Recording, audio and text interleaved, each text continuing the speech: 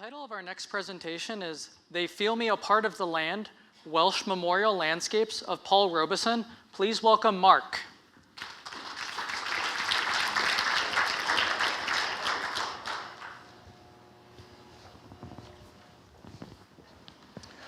Who here has heard of Paul Robeson before?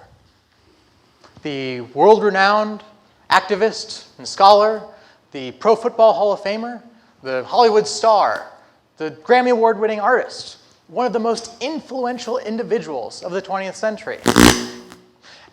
Well, my thesis looks at Paul Robeson. I start by looking at his speech and his writing, and I identify his philosophical framework. And the three pillars in which he identifies with are socialism, anti-colonialism, and human rights activism. And these three things aren't the three things that you want to have as your philosophy in 1940s and 50s United States. He was blacklisted, literally written out of our history books. And so most of us don't even know who he is today. But in Wales, he is a national hero. He is a Welsh achiever, if you will, this US citizen.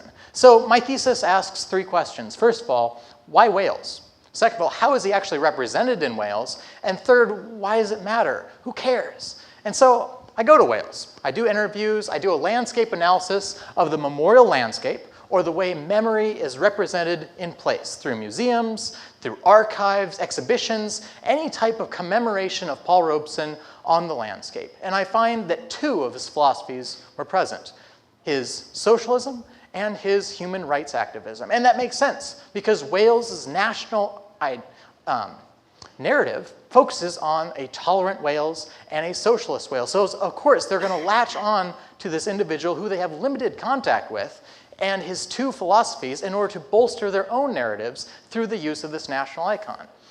But 1/3 of Paul Robeson is missing. And we could stop there and simply say he's not fully commemorated. But remember, I want to know why and why it matters. And if you think about Wales, uniquely, it's situated in colonial discourse. It is a colony of England. It's also a colonial power in the British Empire.